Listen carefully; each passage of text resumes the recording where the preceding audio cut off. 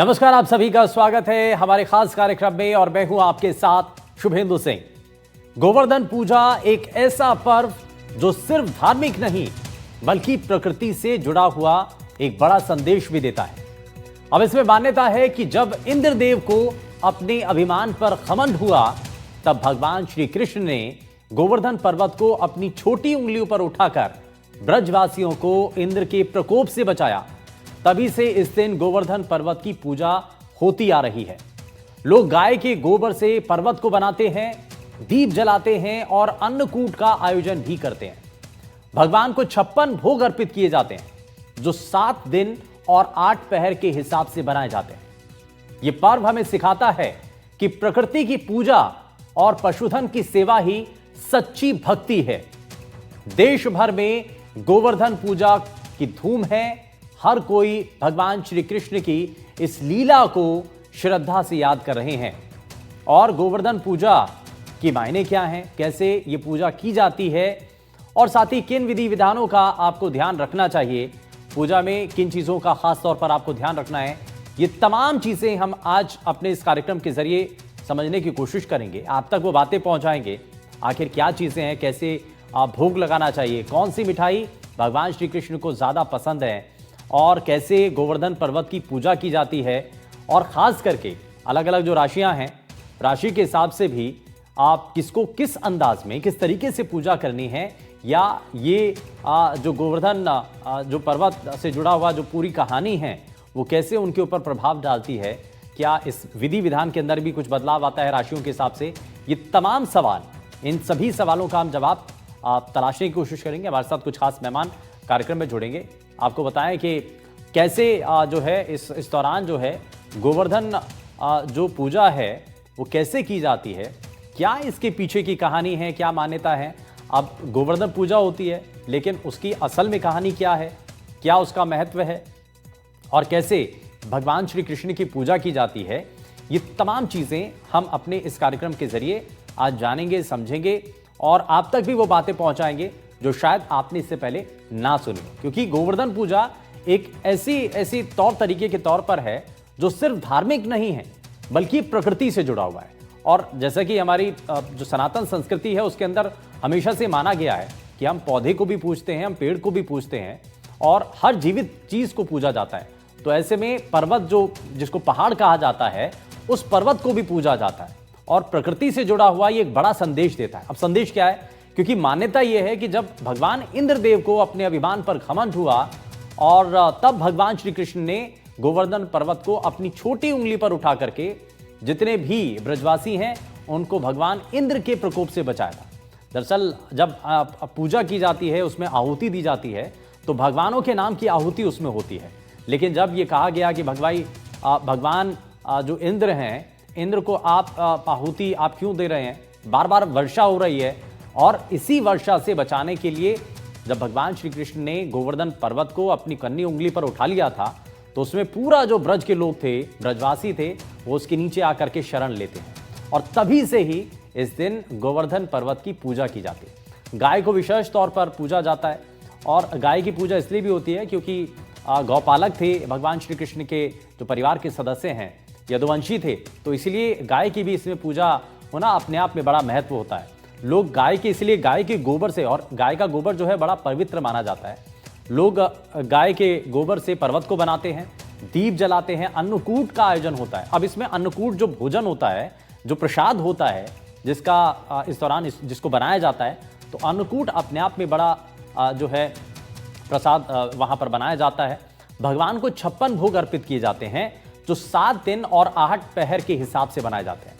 ये पर्व, ये दिन हमें दिखाता है, सिखाता है, प्रकृति से जुड़ने का एक मौका देता है, अपने पशुधन के साथ जुड़ने। अब पहले क्योंकि अब अलग अलग व्यवसाय हो गए हैं, लेकिन पहले जो है, पहले खेती होती थी या पशुधन के जरिए पशुपालन होता था, तो इसलिए ये ज़्यादातर हिस्सों के अंदर ये जो दिन है गोवर्धन पूजा जो है वो बड़े व्यापक स्तर पर होती थी। और आज भी आप लोग चाहे किसी भी व्यवसाय से जुड़े हों, लेकिन गोवर्धन पूजा जरूर करते हैं क्योंकि जड़ें जो हैं वो वहीं से बनी हुई हैं।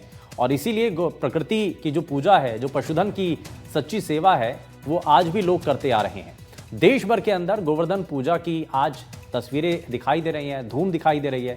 हर कोई भगवान श्री कृष्ण की इस लीला को श्रद्धा से याद कर रहे हैं।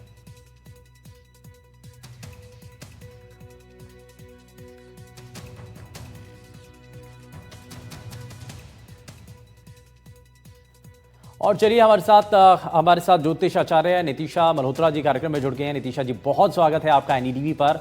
और क्योंकि आज जब हम सभी गोवर्धन पूजा के महत्व को जान रहे हैं, समझ रहे हैं, और बहुत सारे लोग हैं जो जानते भी हैं लेकिन शायद उनकी आने वाली पीढ़ी जो है उनको शायद नहीं पता, तो ऐसे में सबसे पहले गोवर्धन पूजा के इस महत्व के बारे में थोड़ा सा बताइए और हमारे दर्शकों तक भी वो जानकारी पहुंचाइए।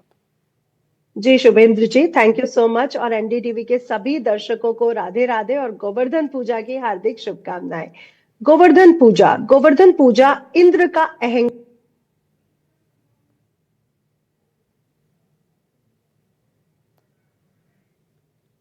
तो यहां हम जरा जानेंगे, लेकिन आपको बता दें क्योंकि गोवर्धन पूजा का महत्व क्या होता है, क्यों आखिर गोवर्धन पूजा की जाती है। और हालांकि जैसा कि हम शुरुआत से बता भी रहे हैं, कुछ चीजें इसमें हमने आपको बताई हैं, लेकिन नितिशा जी इसमें पूरा विस्तार से बताएंगे कि आखिर गोवर्धन पूजा का महत्व क्या होता है, इसके पीछे की कहानी क्या है, कब से ये पूजा होती आ रही है, और अब अगर कोई भी शख्स अगर अपने परिवार के साथ इस पूजा को करना चाहता है तो उसकी विधि क्या होती है, कैसे वो पूजा की जा सकती है। और क्योंकि अब छोटी छोटी फैमिलियां हो गई हैं, अपने परिवार से दूर रहते हैं, कहीं फ्लैट में हैं, तो कुछ चीजें ऐसी हैं तो वो उनको नहीं पता होती हैं, तो उन सभी चीजों को जरा जानने की कोशिश करेंगे। ज्योतिषाचार्य राज मिश्रा जी हमारे साथ कार्यक्रम में जुड़ गए हैं। राज मिश्रा जी, बहुत स्वागत है आपका एनडीटीवी पर। सर, मैं आगे बढ़ते हुए, क्योंकि हम बात यही कर रहे थे कि गोवर्धन पूजा का महत्व क्या होता है, और सबसे पहले उसके बारे में ही जानते हैं और उसके बाद एक एक करके गोवर्धन पूजा और भगवान श्री कृष्ण से जुड़े हुए कई कहानी किस्से हैं उनके बारे में भी जानेंगे। हाँ, गोवर्धन पूजा हमारे लिए बहुत महत्वपूर्ण है। शायद आप सब लोगों ने जाना होगा कि जब इंद्र अपने समय में, भागवत में इस कथा का बड़ा सुंदर वर्णन आता है, जब इंद्र की पूजा, गोवर्धन पूजा का वास्तविक शब्दार्थ है कि प्रकृति का सम्मान करना। प्रकृति की पूजा ही हमारे लिए सबसे महत्वपूर्ण है। इस बात को गोवर्धन पूजा के माध्यम से भगवान कृष्ण ने सिखाया था। श्री रामचरितमानस के अंतर्गत लिखा कि पंचम भगत जो वेद प्रकाशा मंत्र जाप मम दृढ़ विश्वासा। भगवान राम ने एक शब्द कहा है श्री रामचरितमानस में कि मंत्र जाप मम दृढ़ विश्वासा और पंचम भगत जो वेद प्रकाशा। पूजन वो करना चाहिए जो देवताओं की हो, शूद्रों की पूजा नहीं करना चाहिए, ऐसा शास्त्र के अंतर्गत नियम आता है कि तंत्र पूजा इत्यादि से हट करके ब्रह्म की पूजा, देवताओं की पूजा करना, प्रकृति का सम्मान करना वास्तविक पूजा है। तो जब मथुरा के लोग क्या किया करते थे, गोकुल के लोग क्या किया करते थे, इंद्र की पूजा किया करते थे, लेकिन प्रकृति का सम्मान नहीं करते थे। ध्यान रखिएगा, इंद्र की पूजा करें लेकिन प्रकृति का सम्मान नहीं करते थे। आज भी ये बात होती है कि हम पूजा करके मूर्तियों को उठा करके यमुना जी में ऐसे डाल देते हैं, हम पोलोथीन ले जा करके डाल देते हैं। हमें यमुना जी का हम सम्मान नहीं करते हैं, पूजन हम जरूर करते हैं। तो इसी प्रकार भगवान कृष्ण बड़े बालक स्वरूप में थे। एक दिन माता यशोदा सुंदर भोजन इत्यादि तैयार कर रही थी। भगवान ने सोचा मैं इनको मिल गया हूं, तब भी ये लोग इंद्र की पूजा करते हैं, मुझ पर इनको भरोसा नहीं, लेकिन प्रकृति का सम्मान नहीं करते हैं, ये ठीक नहीं है। तो भगवान कृष्ण ने माता यशोदा से पूछा कि मैया ये क्या कर रही हो। तो मैया यशोदा ने कहा दूर रहिए, भगवान के लिए भोजन बन रहा है, यहां पर नहीं आना है। इंद्र को बहुत अहंकार था। भगवान कृष्ण ने कहा कि मैया, नंद बाबा को भी समझाने का प्रयास किया कि बाबा हमारी सुरक्षा तो गोवर्धन भगवान करते हैं, हमारी गाय वहां पर चरती हैं, कोई प्राकृतिक आपदा इत्यादि आती है तो वो हमारी सुरक्षा करते हैं, फिर हम पूजा इंद्र की क्यों करते हैं, हम गोवर्धन भगवान की पूजा क्यों नहीं करते हैं। भगवान ने जिन शब्दों में उनको समझाया वो शब्द धीरे धीरे जाकर के सारे गोकुल वासियों के मन में बैठ गया। और गोकुलवासी जाते हैं और भगवान गोवर्धन का पूजन करते हैं। आप सब लोगों ने वो भजन भी सुना होगा, श्री गोवर्धन महाराज तेरे माथे मुकुट विराज रहे, तुपे पान चढ़े तुपे फूल चढ़े, तुपे चढ़े दूध की धार, तेरे माथे मुकुट विराज रहे।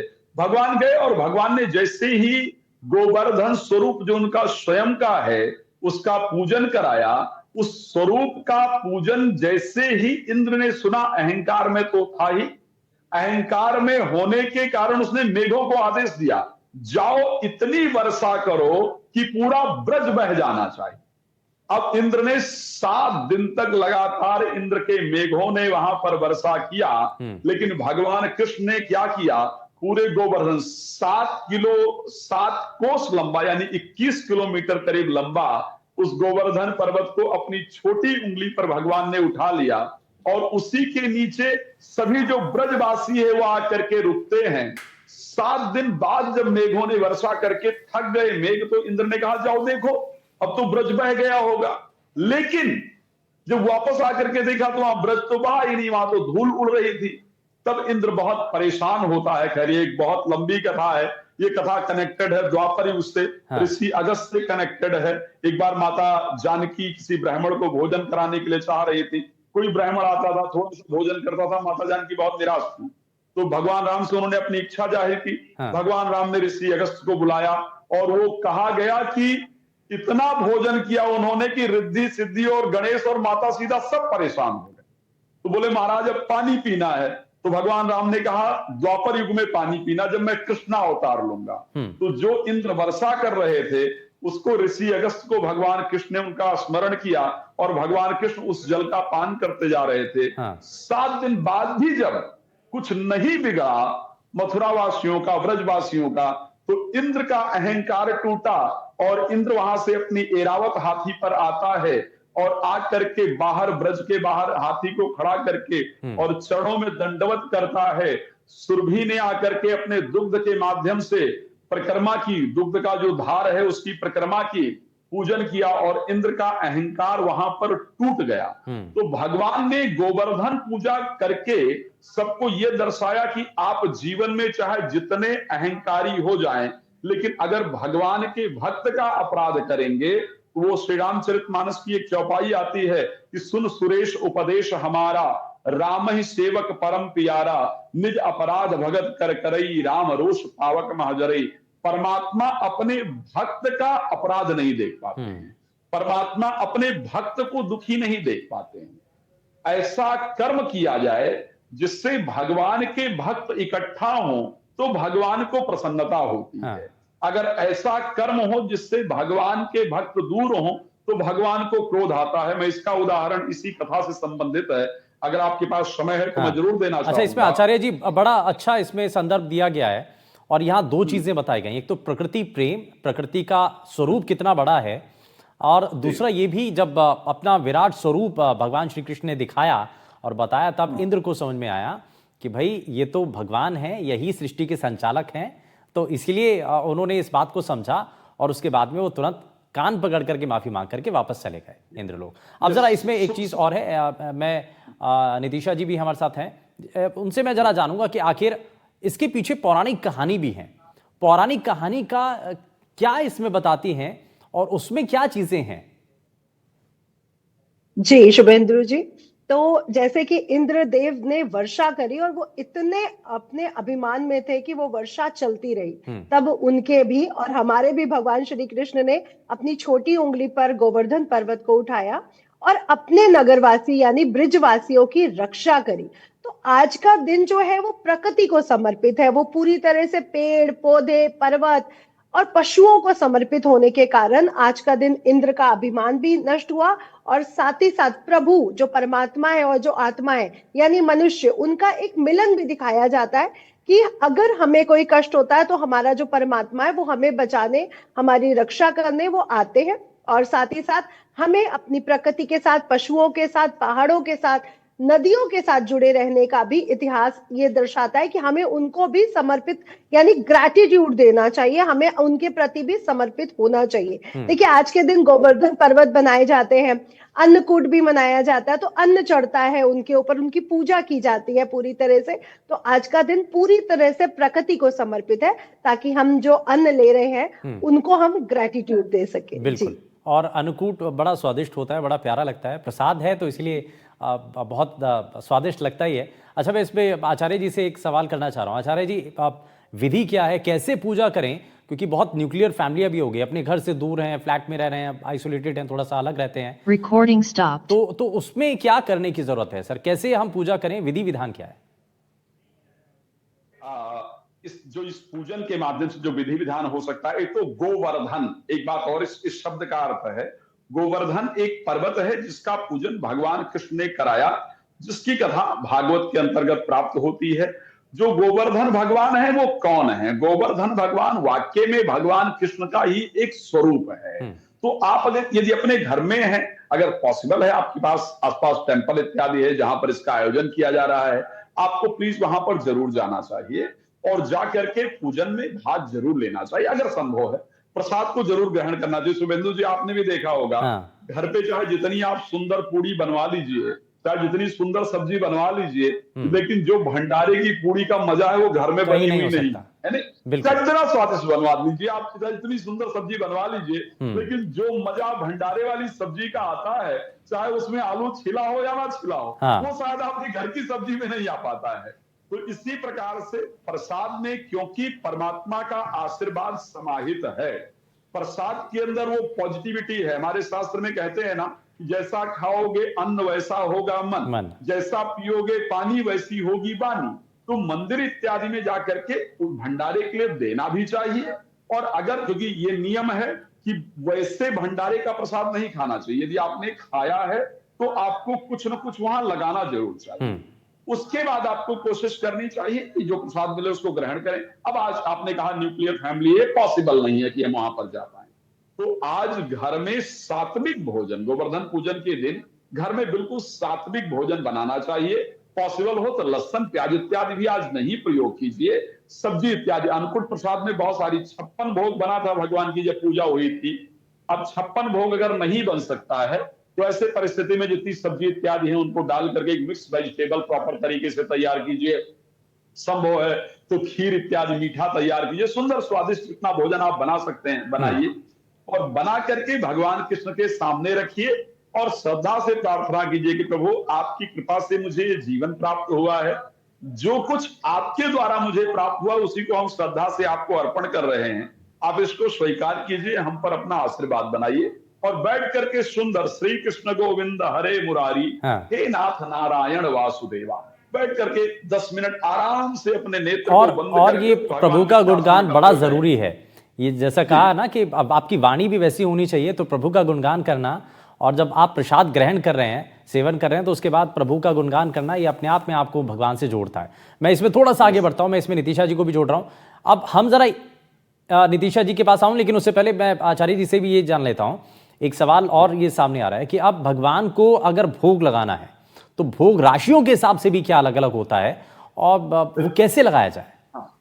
बहुत शानदार आपने प्रश्न किया है, और इस समय मैं एक बात आपको शुभेंदु जी और बता दूं, ये समय इतना पॉजिटिव है ना, 12 वर्ष के बाद अगर देखा जाए तो इस समय पर अगर मैं बृहस्पति की बात करता हूं तो 12 वर्ष बाद इस प्रकार की परिस्थिति हुई है कि बृहस्पति ने अपना राशि परिवर्तन किया है और बृहस्पति एग्जॉल्टेड राशि के अंतर्गत गए हैं। तो अगर मैं भोग की बात करूं तो सबसे पहले मेष राशि के लोगों को लाल चीजों का भोग लगाना चाहिए। इसमें घर में शांति और सौभाग्य की वृद्धि होगी। लाल रंग की मिठाई का भोग यदि मेष राशि के लोग लगाते हैं तो निश्चित रूप से बेहतर होगा। मौसमी फल और सब्जियां यदि आप अर्पित करते हैं तो उससे घर में शांति और सौभाग्य बढ़ेगा। तो लाल रंग की कोई मिठाई आप ले सकते हैं, गुड़ की कोई मिठाई आप ले सकते हैं, लाल रंग का फ्रूट भी आप अर्पण कर सकते हैं। और फल, जब हम भगवान की पूजा करते हैं तो कहते हैं ऋतु फलम समर्पयामि, जो उस ऋतु का फल है वो भगवान को अर्पण करने से आपको लाभ की प्राप्ति होती है। इसी प्रकार अगर मैं वृष राशि को लेकर के डिस्कस करता हूं तो वृष राशि क्योंकि शुक्रकृत राशि है, सफेद रंग की मिठाई आपको लेकर के, नारियल से बनी हुई मिठाई और ताजे फल का श्रद्धा से आपको भोग लगाना चाहिए। और बहुत प्रेम से अगर सफेद रंग की कोई मिठाई ले लेते हैं और भोग लगाते हैं, भगवान उसको श्रद्धा से स्वीकार करेंगे, उससे आपके जीवन में सुख समृद्धि आएगी, भगवान की कृपा जरूर प्राप्त होगी। सफेद रंग की कोई मिठाई ले सकते हैं आप, लगाएंगे।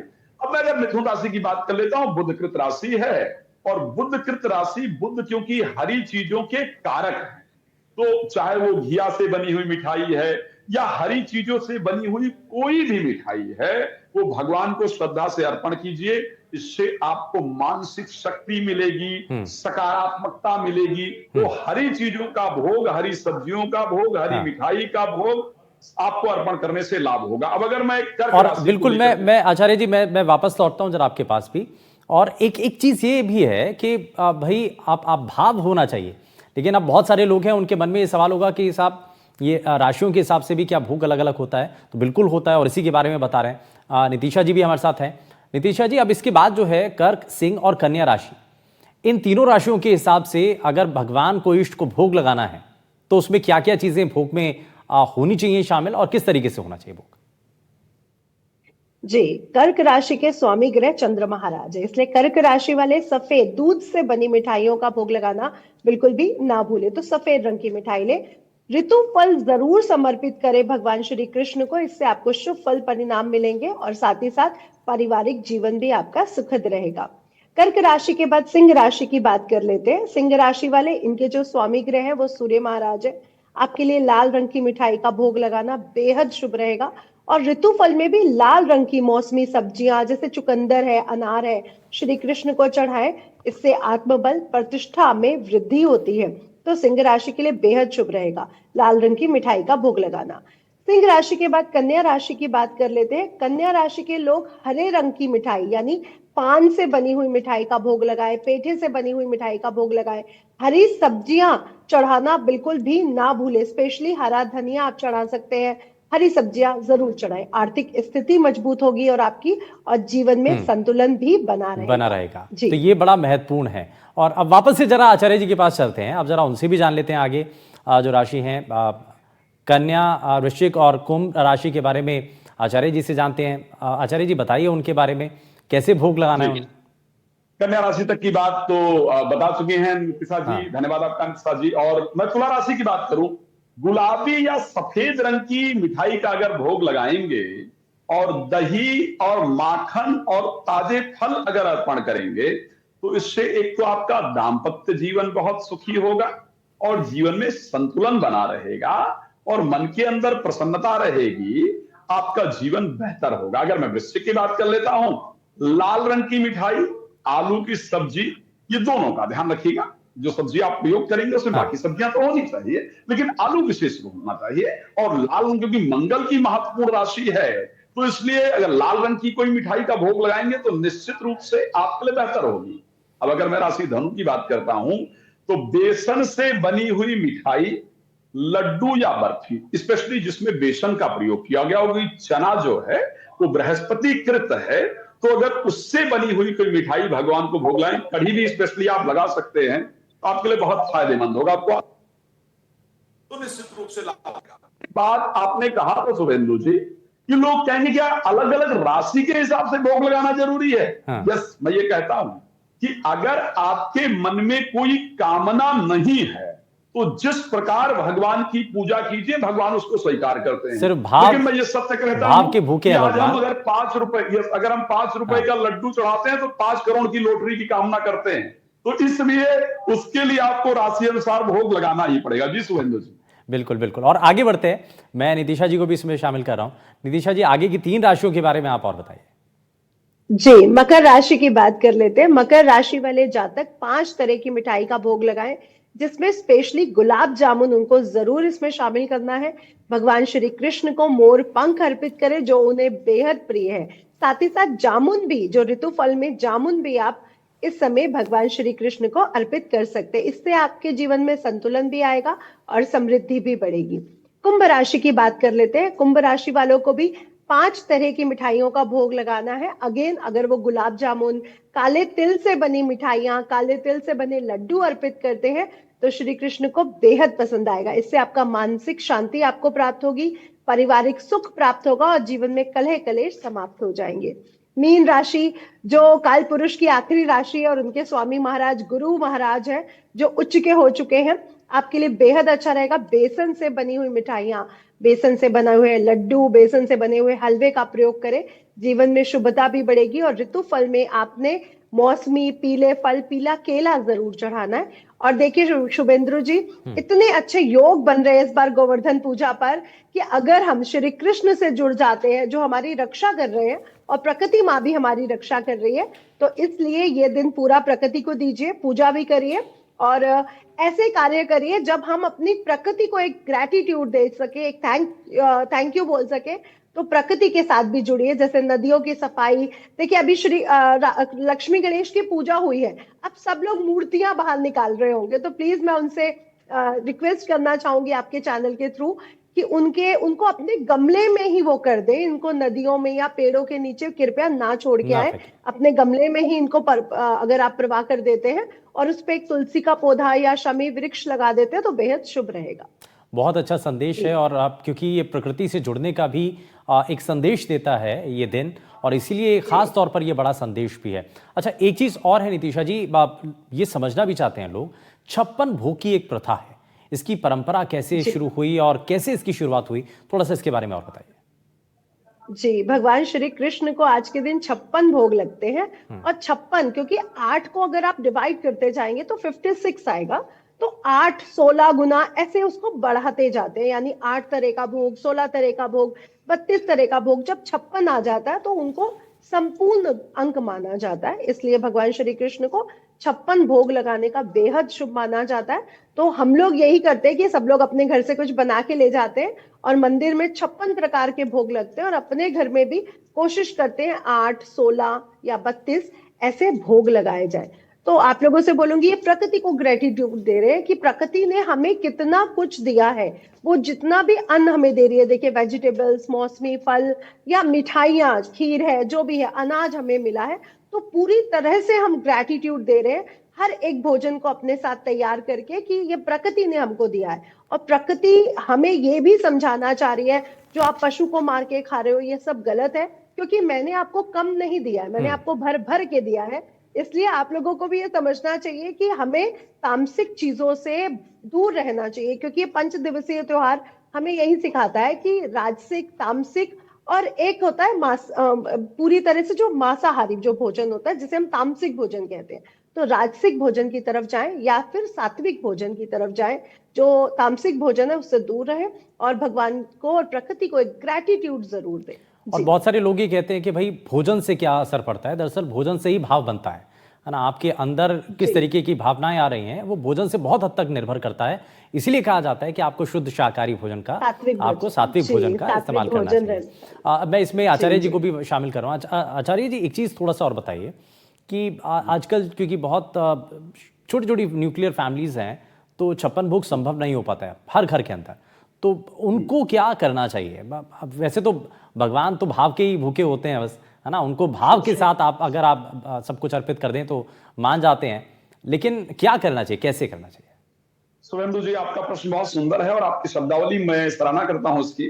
श्री रामचरितमानस के सुंदरकांड में भगवान राम ने कहा कि निर्मल मन जन सो मोहि पावा, मोहि कपट सर छिद्र न भावा। मुझे निर्मल मन पसंद है, मुझे आप बहुत कुछ बना करके पसंद नहीं कर सकते। और अगर मैं ये कहूं कि 56 भोग या सुंदर भोग भगवान को आकर्षित कर सकता होता, तो दुर्योधन की मेवा त्याग करके भगवान विदुर जी के घर जाकर के केले के छिलके नहीं खाते, इसको ध्यान रखिएगा। तो भगवान को अगर कहीं कुछ पसंद है तो आपकी सुंदर आत्मा, सुंदर मन पसंद है। आप कुछ भी भगवान को श्रद्धा से जो आप बना सकते हैं उस चीज को श्रद्धा से बना करके और भगवान को अर्पण कर दीजिए, और उनके से बैठ करके प्रार्थना कर लीजिए, उनसे जो भी आपके हृदय की बात है उसको कहिए बैठ करके। तो जो भी आपने श्रद्धा से बनाया है वो परमात्मा सदैव स्वीकार करते हैं। उसमें चाहे शुभेंदु जी 56 भोग हो जाए और चाहे उसमें एक भोग हो जाए, बड़ा स्पष्ट कहता हूं, परमात्मा इज लाइक आवर फादर, जो हमारे पिता हैं उस प्रकार से परमात्मा है। शुभेंदु जी, आप चाहे अपने पिता को 500 प्रकार का खाना बनाकर दे दीजिए, लेकिन अगर आपके अंदर भाव नहीं है तो पिता को मजा नहीं आएगा। बिल्कुल।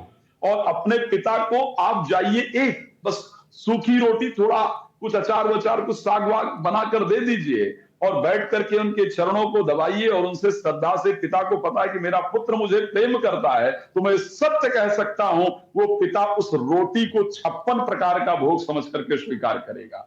इसी प्रकार ब्रह्म की परिस्थिति, ब्रह्म को हम और आप क्या दे सकते हैं भाई? जिनके द्वारा हमको बोलने की शक्ति प्राप्त हुई है, चलने की शक्ति प्राप्त हुई है, जिन्होंने प्रकृति को उत्पन्न किया है, क्या उनको हम आप कुछ दे सकते हैं? श्री रामचरितमानस में गोस्वामी तुलसीदास जी ने लिखा है कि राम ही केवल प्रेम पियारा, जान लिए जो जाननिहारा। परमात्मा को इस संसार में अगर कुछ प्रिय है तो सिर्फ वो प्रेम प्रिय है, अन्यथा इस संसार की कोई चीज प्रिय नहीं है। और बस भाव शुभेंदु सबसे जी बड़ा क्लियर भक्ति करना भाव है। था। बिल्कुल सही कहा आपने आचार्य जी, और इसी नोट के साथ हम इस कार्यक्रम के अंतिम पड़ाव में हैं। और बहुत शुक्रिया आप दोनों ही मेहमानों का हमारे साथ जुड़ने के लिए और हमारे दर्शकों तक ये बात पहुंचाने के लिए कि गोवर्धन के दिन जब हम पूजा करते हैं तो कैसे हमें पूजा करनी है, क्या विधि विधान होता है, इसका महत्व क्या है, पौराणिक कहानी क्या है और कैसे ये परंपरा चली आ रही है, और आपको राशियों के हिसाब से कैसे अपने भगवान को बनाना है, उनको भोग लगाना है, ये सब हमने जाना है आपके जरिए। बहुत शुक्रिया आप दोनों ही खास मेहमानों का कार्यक्रम में शामिल होने के लिए। और यार रुक एक छोटे से ब्रेक के लिए, आप कहीं मत जाइएगा, बने रहिए एनडीटीवी राजस्थान के साथ। नमस्कार।